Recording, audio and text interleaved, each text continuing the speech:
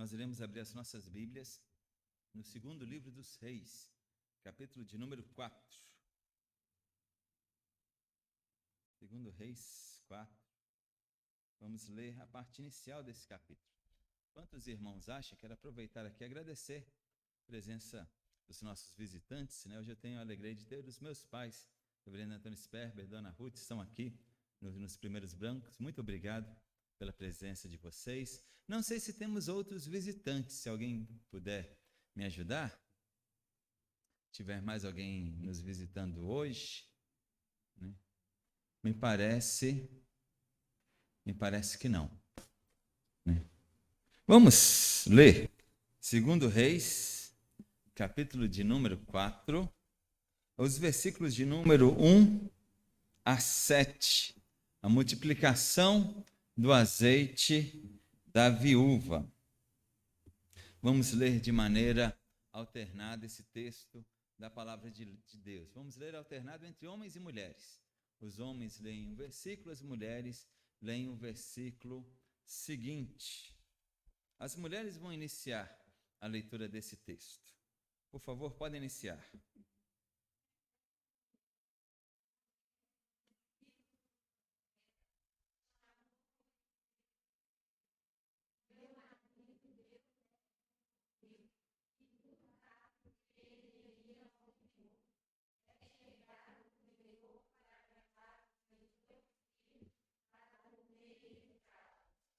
Eliseu lhe perguntou: que te hei de fazer?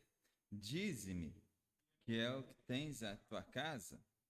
Ela respondeu: tua serva não tem nada em casa, senão uma botija de azeite.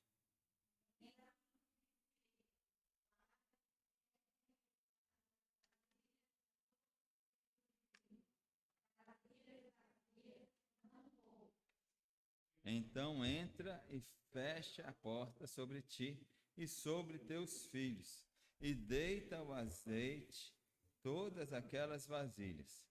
Põe a parte a que estiver cheia.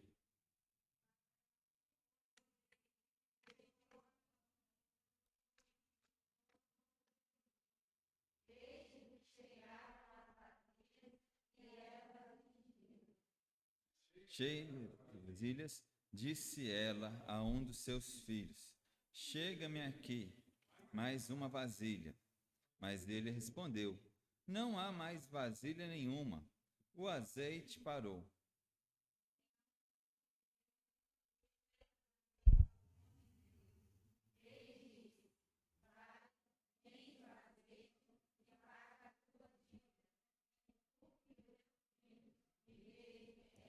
Amém. Vamos orar a nosso Deus mais uma vez. Deus e Pai, nós somos gratos ao Senhor por esta hora, somos gratos pelo Teu amor, pelo Teu cuidado, e agora queremos ler da Tua palavra, Deus, que agora que lemos a Tua palavra, queremos meditar, nós pedimos, ó Deus, a iluminação do Teu Santo Espírito para a nossa vida nessa noite, que possamos compreender, ó Deus, qual que é o propósito do Senhor para a nossa vida, que possamos ser edificados aqui, ó Deus, através da Tua palavra. Sê conosco, ó Deus, nós oramos agradecidos em nome de Cristo Jesus, Teu Filho amado e o nosso Salvador. Amém.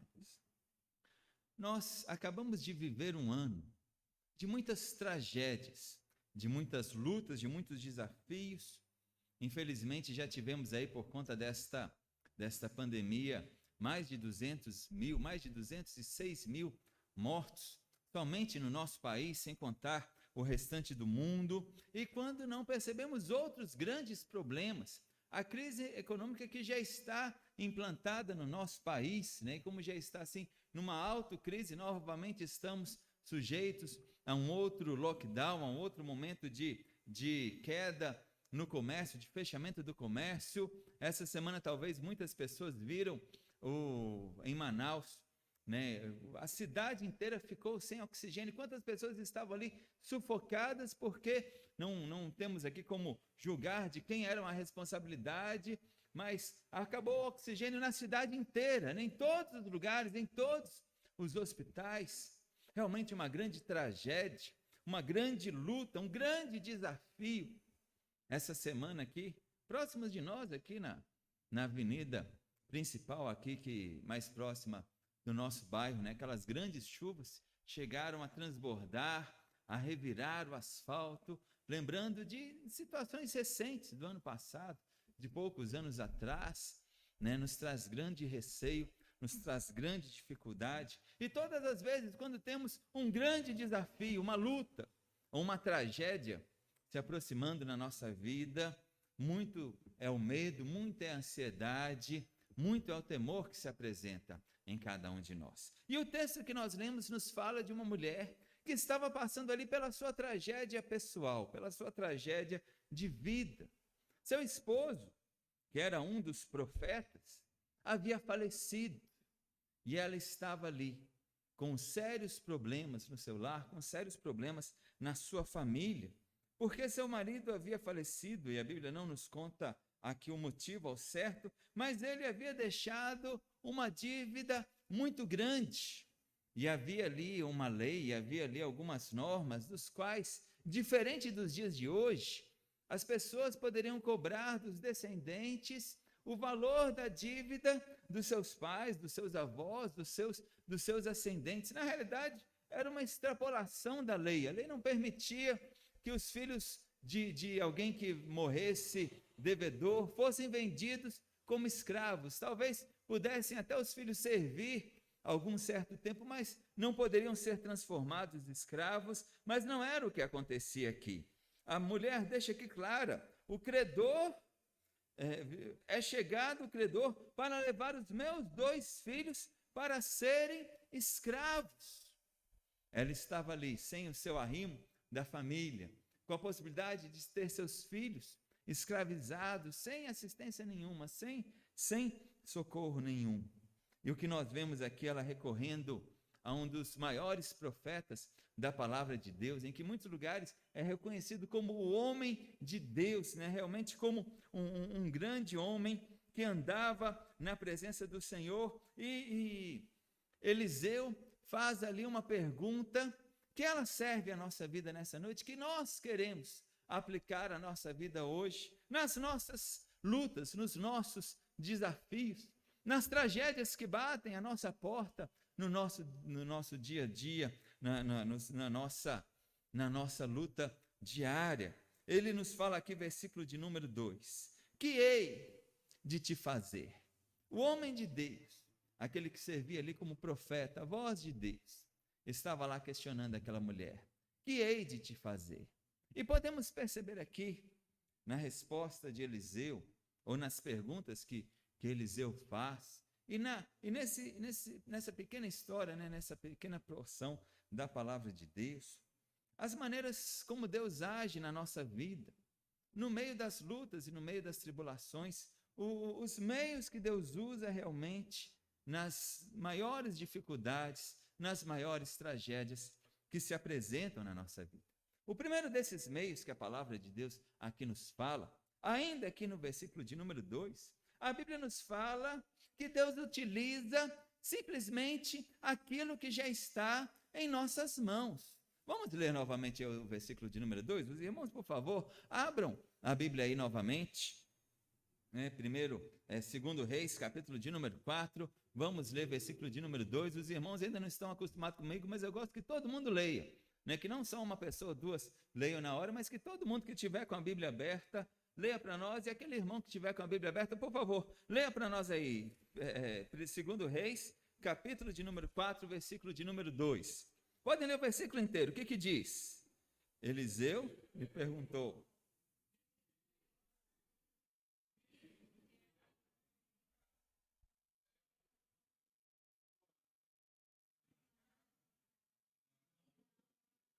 isso. Quando ele pergunta: o que você tem dentro da sua casa?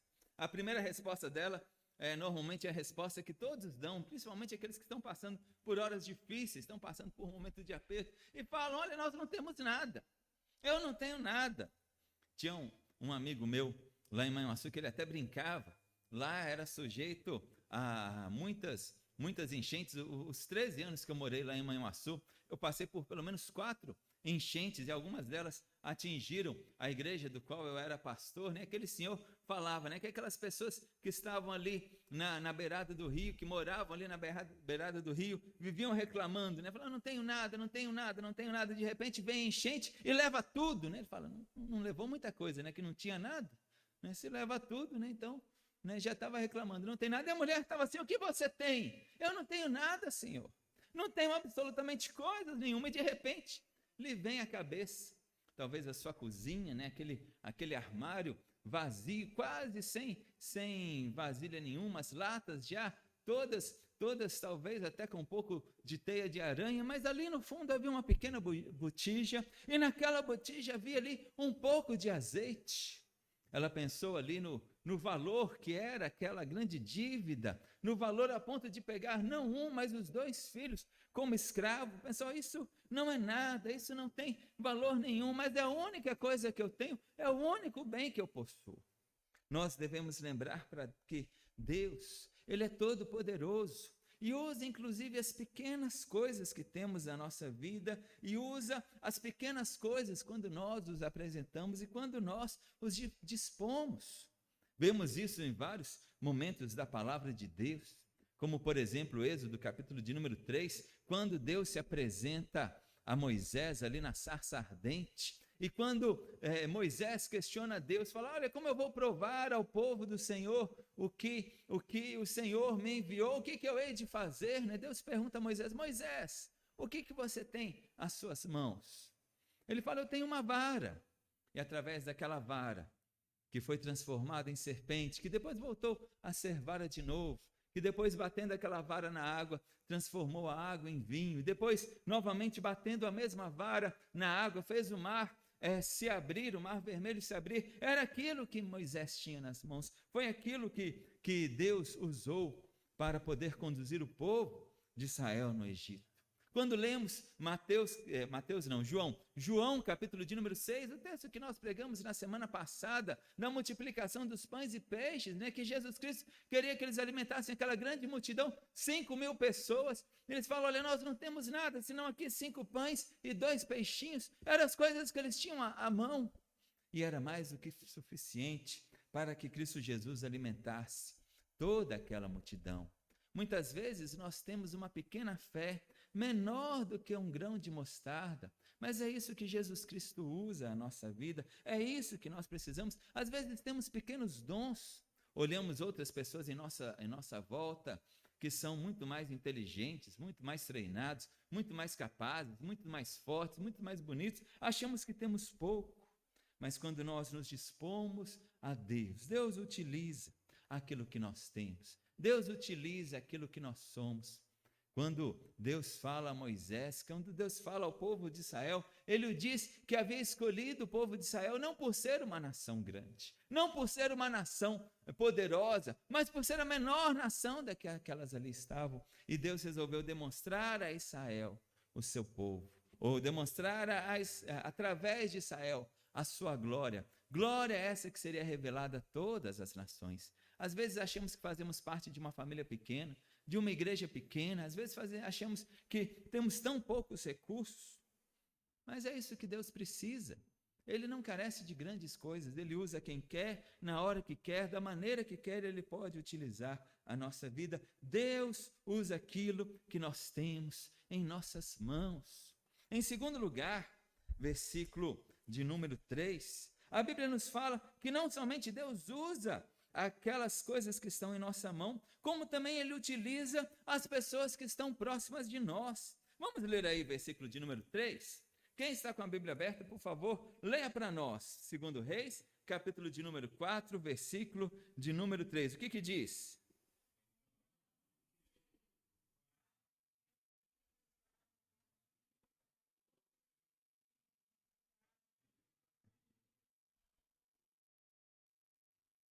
Podem ler o versículo, não, é só o versículo de número 3 mesmo. Agora vai aos teus vizinhos e pede vasilhas emprestadas a todos os seus vizinhos, vasilhas vazias e não poucas. Olha só, ele poderia ter mandado ir para longe, talvez viesse uma ajuda de longe, alguém viesse de algum lugar distante, pessoas que pudessem ajudar ali, mas muito pelo contrário.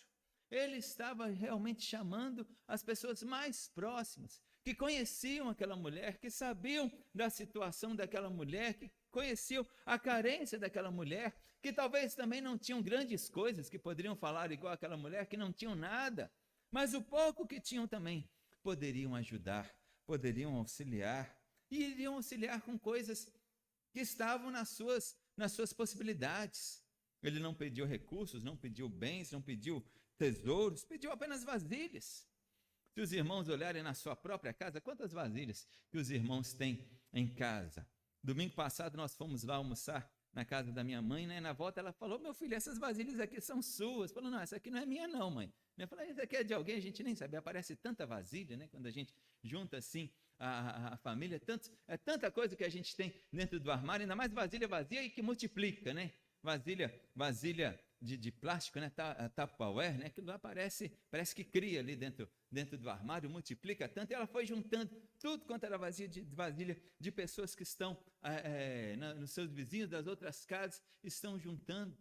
Nós devemos contar com as pessoas que são mais próximas de nós, e nós devemos ajudar as pessoas que estão mais próximas de nós. Um ditado antigo falava, né, que o nosso vizinho é o nosso irmão mais próximo. E não somente vale para a nossa rua, para o nosso vizinho, quanto mais dentro da nossa igreja, entre os nossos próprios irmãos, entre a nossa própria família da fé.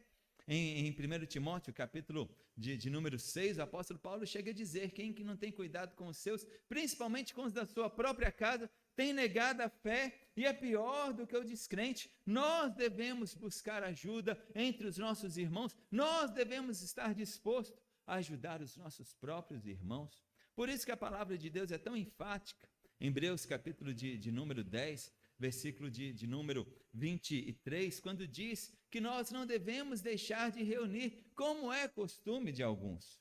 Imaginem só, meus irmãos, desde aquela época que Hebreus foi escrito, já falava que alguns já não tinham mais o costume de se reunir. Hoje, infelizmente, temos uma audiência bem menor. São muitas pessoas que não podem reunir devido a essa pandemia, mas mesmo assim nós devemos nos esforçar para poder nos reunir ou acompanhar, quer seja através de uma transmissão, quer seja através de um contato telefônico, de um grupo do WhatsApp. Nós devemos estar juntos, nós devemos partilhar juntos. Deus usa as pessoas que estão próximas de nós para nos abençoar. A palavra, eu ouvi uma pregação recente que me chamou a atenção. Infelizmente eu não lembro de quem que eu ouvi essa expressão, assistindo uma das muitas lives que era comum no ano passado, alguém comentando, né, que os próprios frutos do Espírito, que a palavra de Deus nos ensina, Gálatas capítulo de número 5, versículos de número 22 e 23, os próprios frutos do Espírito, eles precisam de pessoas que estão próximas de nós, os quais nós podemos exercer. Não temos como exercer o fruto do Espírito sozinhos. E ainda algo pior, só conseguimos exercer os frutos do Espírito próximos de pessoas que são pessoas como todos nós, são pessoas problemáticas, são pessoas com seus problemas, com as suas limitações, são pessoas que às vezes não são perfeitas. Não temos como exercer a longanimidade a não ser perto de uma pessoa que está sem paciência. Não temos como exercer a mansidão se não for também próximo de uma pessoa que esteja irada ou esteja nervosa, né? Não temos como exercer o domínio próprio se não estivermos junto de outras pessoas dos quais nós devemos nos portar, nós devemos nos cuidar. O próprio uso dos frutos do Espírito carecem de outras pessoas próximas de nós, e por isso que nós devemos estar juntos, apesar dos nossos problemas, apesar das nossas dificuldades, apesar dos nossos defeitos e apesar dos defeitos dos nossos irmãos. Infelizmente, muitas pessoas acabam diminuindo os seus defeitos e aumentando os defeitos das outras pessoas. Deus nos chama para estar juntos e Deus usa uns aos outros. Por maiores que sejam as nossas dificuldades, Ele usa aquelas pessoas que são próximas de nós, mesmo nas coisas mais simples. O que beneficiou aquela mulher e o que iremos ver nesse próximo ponto é justamente a ajuda que aquelas pessoas deram. Quanto mais aquelas pessoas puderam ajudar, mesmo com coisas tão simples, aquelas vasilhas vazias, mais bênção foi aquela mulher, melhor puderam ajudar aquela mulher. Deus utiliza aquilo que nós temos nas mãos, mas Deus utiliza aquelas pessoas que estão próximas de nós. Em terceiro lugar, versículo de número 4. Podemos ler os versículos de número 4 até o versículo de número 6. Vamos ler aí o que nos fala a palavra de Deus? Segundo Reis, capítulo de número 4, versículos de número 4 a 6. Os irmãos que estão com a Bíblia aberta, por favor, podem ler. O que diz? Então...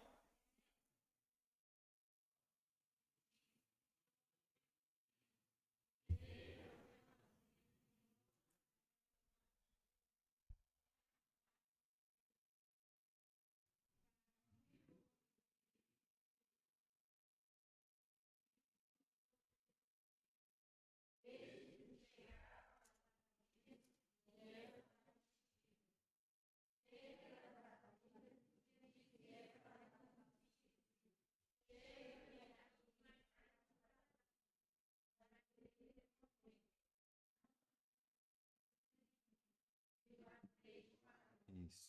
Nós estamos falando aqui sobre os meios que Deus age no meio das nossas tragédias, né? Só queria pedir a um diácono se pudesse trazer mais um copo com água para mim, fazendo favor. Os meios como Deus age no meio das nossas tragédias. Deus utiliza aquilo que nós temos nas mãos. Deus utiliza as pessoas que estão próximas de nós. Em terceiro lugar, Deus age de maneira miraculosa. Ele mandou aquela mulher entrar na sua casa, fechar a porta e pegar aquela pequena vasilha de azeite e começar a derramar aquele azeite dentro de uma daquelas muitas vasilhas. Não sabemos quantas, dezenas, quem sabe centenas de vasilhas, até que aquela vasilha vazia estivesse cheia de azeite. E de repente, quando aquela mulher começou a virar aquele azeite começou a encher aquela vasilha. De repente, o azeite ali, de maneira miraculosa, começou a multiplicar a tal ponto que aquela pequena botija conseguiu encher uma vasilha, e assim uma segunda, e assim uma terceira, e assim vasilha por vasilha, até que todas as vasilhas estivessem cheias. Deus age na nossa vida e Ele age de maneira miraculosa. Devemos ter um cuidado, meus irmãos, porque muitas vezes caímos num racionalismo do qual achamos que Deus não age de maneira extraordinária, de que Deus não faz milagres, de que Deus não opera de maneira miraculosa. E podemos cair no erro se acharmos que Deus não opera de maneira miraculosa, acharmos que Deus nunca operou de maneira miraculosa, e muitas pessoas têm seguido por um caminho de um racionalismo, né? de um caminho somente de coisas materiais, a tal ponto de começar a duvidar dos próprios milagres registrados nas Escrituras Sagradas, porque se Deus não age de maneira miraculosa, e como que Deus havia agido de maneira miraculosa, e achar que a Bíblia só contém mitos, só contém lendas, não contém fatos, não contém coisas reais, e começamos a perder nesse ponto a nossa própria fé e o nosso próprio sentido. A Bíblia fala que Deus é o mesmo Deus ontem, que Deus é o mesmo Deus hoje e que Deus é o mesmo Deus eternamente. A Bíblia nos conta, obrigado meu irmão, nos conta inúmeras vezes que Deus agiu de maneira extraordinária. Essa aqui é apenas uma delas. Quantos milagres, quantas ações nós temos registradas na palavra de Deus. Devemos fazer, porém, algumas considerações. Primeiramente, que Deus não age de maneira miraculosa, de maneira extraordinária o tempo todo. Quando nós olhamos para a própria palavra de Deus, né, nós vemos muitos milagres registrados em certos momentos da história. No período de Moisés, aqui no período de Elias, Eliseu, posteriormente na época de Jesus. Em outros momentos, nós não vemos essa ação de maneira tão recorrente, né, como em Davi, como em outros profetas, como em outros momentos históricos. Outra coisa, Deus não age de maneira miraculosa de acordo com a nossa vontade, de acordo com o nosso querer. Tem muitas pessoas que, infelizmente, acabam indo para um outro extremo também, não o racionalismo, mas acaba virando quase que um esoterismo, acaba virando um misticismo no meio evangélico, achando que a partir de então tudo é milagre, que Deus só age no meio de milagres, e esquecem que Deus age da maneira que quer, na hora que quer, com aquela pessoa que Ele quer agir, né? Então não é nós que controlamos os milagres de Deus, não é nós que controlamos a ação miraculosa de Deus. Nós não temos esse poder.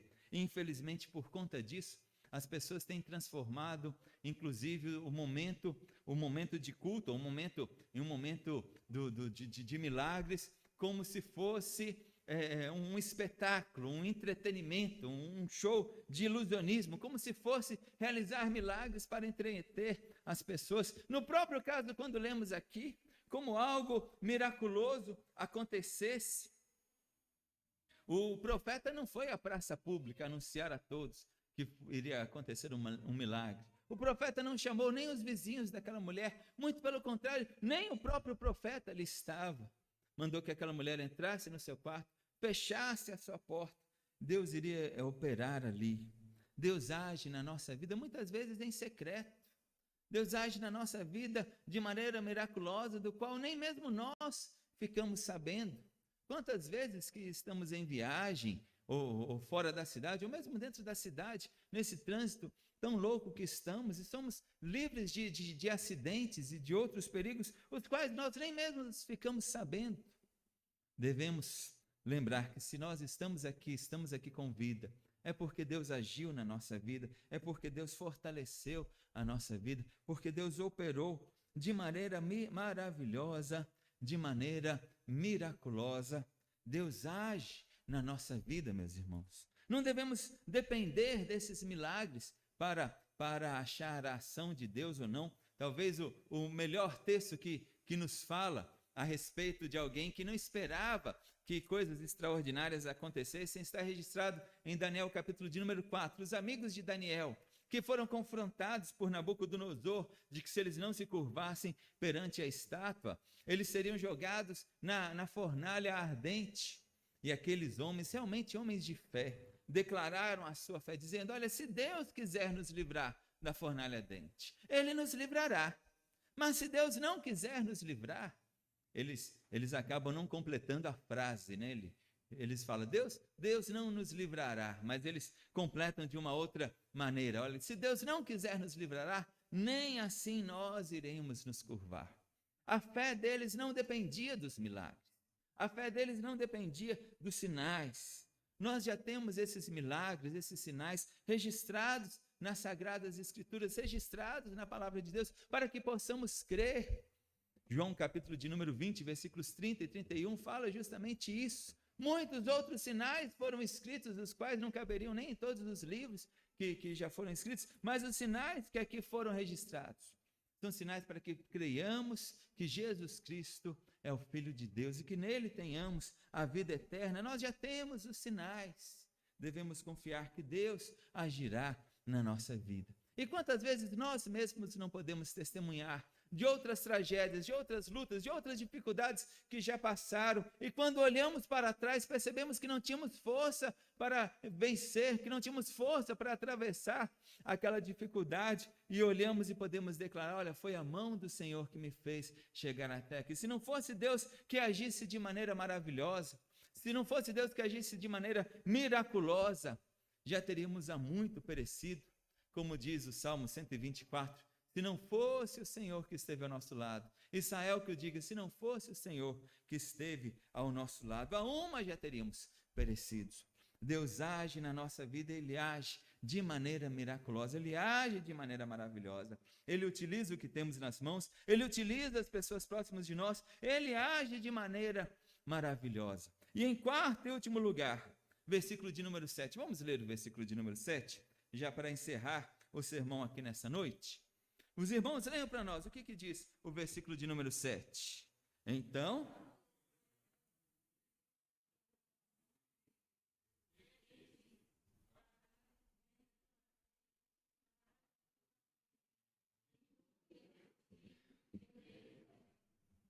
em quarto e último lugar, além de utilizar o que temos às mãos, as pessoas próximas de nós, além de agir de forma miraculosa, Deus abre as portas para a nossa ação. De repente, aquela mulher estava ali com a casa cheia de azeite. Aquelas vasilhas que ocupavam um pouco espaço, porque a gente vai colocando uma vasilha dentro da outra, de repente começaram a se encher e começaram a ficarem ali espalhadas pela sala, pela copa, pela cozinha. Eu fico imaginando aquele período. A mulher virou o azeite, e uma coisa que eu estava questionando, confabulando comigo mesmo, né? Será que aquela mulher virou o azeite para poder encher a outra vasilha? Eu não teria essa fé.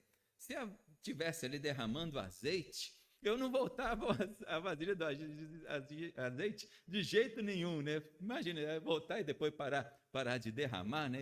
Eu não teria essa fé, mas talvez ele saía de uma vasilha, já enchia a outra, acabava de encher essa vasilha, enchia a outra, e não foi um tempo fácil. Não sei se os irmãos já viram, o azeite ele foi feito para derramar um fio por vez, né? Demora a encher uma vasilha e de repente aquela mulher já estava ali com o braço cansado, pegou uma outra mão, levou para uma outra mão, talvez alguém segurava um pouco aquela vasilha para estar sempre ali pingando e enchendo aquelas vasilhas por vasilha, e de repente tendo aqueles litros e mais litros, centenas de litros, quem sabe, de azeite ali. O que ela faria com todo aquele material?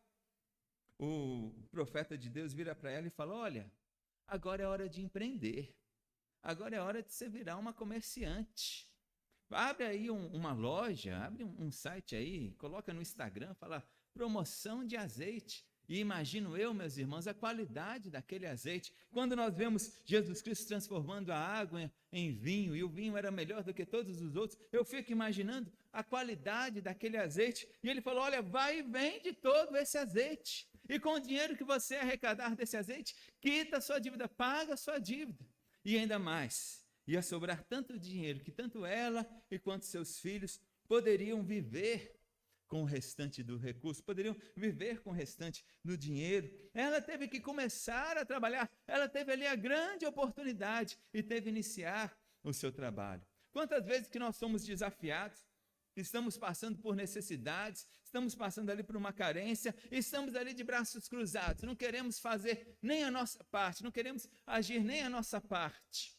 Queremos que as outras pessoas nos ajudem, nós mesmos não queremos trabalhar. Essa semana eu tive uma experiência interessante na clínica, né, que a gente estava pedindo aos pacientes para preencher ali um formulário, né, para que pudéssemos fazer algo de benefício para aqueles formulários, para aqueles pacientes, né? Era algo bom para eles, que a gente podia ajudá-los de uma certa maneira. E o paciente não queria preencher o formulário e começou a achar ruim, né, de colocar os dados, colocar o CEP para quê e outras coisas. E ele começou a falar: isso aí é frescura, preencher isso aí. Aí eu falei com ele: ô fulano, se o senhor não quiser preencher, não precisa preencher. A gente não vai poder ajudar, mas é algo voluntário, não precisa fazer isso. Quando ele percebeu que se ele não fizesse nada, ele seria prejudicado, daí a pouco, no outro dia eu voltei lá, o formulário estava preenchido completinho, não estava faltando nada, né? Achei curioso isso, né? Enquanto ele achava que era algo obrigatório, ele não queria fazer, estava com preguiça de preencher uma pequena folha, uns dados básicos. De repente, quando ele percebeu que ele ia perder o benefício, né? Estava ali pronto. Devemos lembrar, meus irmãos, que nós somos responsáveis pela nossa própria vida. Deus, ele nos dá as ferramentas.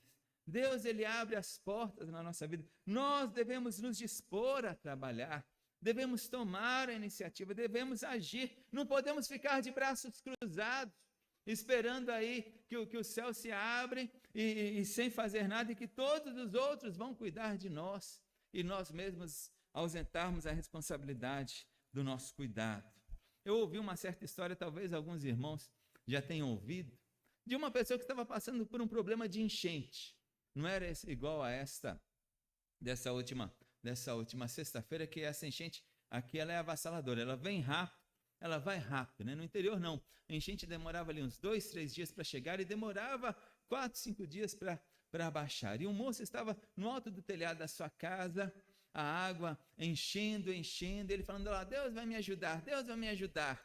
De repente chega um barquinho ali perto da casa e falou: Senhor, vamos embora, está vindo muita água da enchente, o senhor precisa ir embora. Ele falou: não, eu vou ficar aqui, porque Deus vai me ajudar, Deus vai me livrar dessa situação. E a água só subia, e a água já estava ali tomando o telhado. De repente chega um outro barquinho, falou: vamos embora, vamos, é a oportunidade que o Senhor tem para vir embora. Falou: não, eu vou ficar aqui esperando, porque eu creio que Deus vai me ajudar.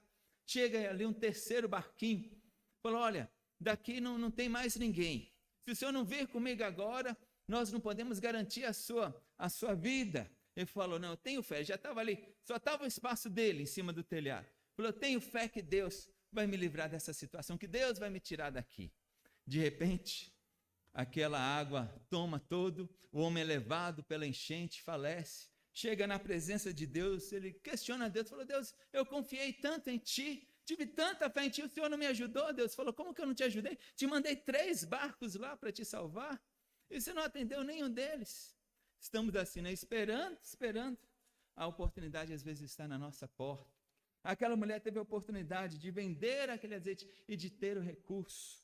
Não podemos nos eximir de trabalhar, não podemos cruzar os braços, devemos agir. Os momentos de crise são momentos que nós devemos trabalhar e saber que Deus está conosco, Ele que nos fortalece, é Ele que nos guia. Deus utiliza as pessoas, Deus utiliza aquilo que nós temos nas mãos, Deus utiliza as pessoas que estão próximas de nós, Deus age de maneira miraculosa, Deus abre as portas para oportunidades para nós, Deus abre as portas para a nossa ação.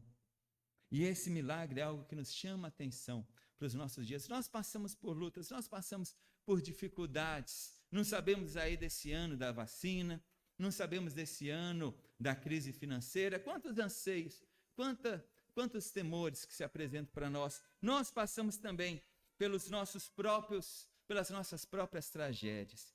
E eu gostaria de encerrar lembrando, talvez, da maior tragédia que alguém já passou, a maior tragédia que nos conta que o próprio Filho de Deus já passou, que ele esteve ali, o inocente que foi morto, em favor de todos que eram culpados. Ele não tinha culpa nenhuma, foi levado ao matadouro como uma ovelha muda.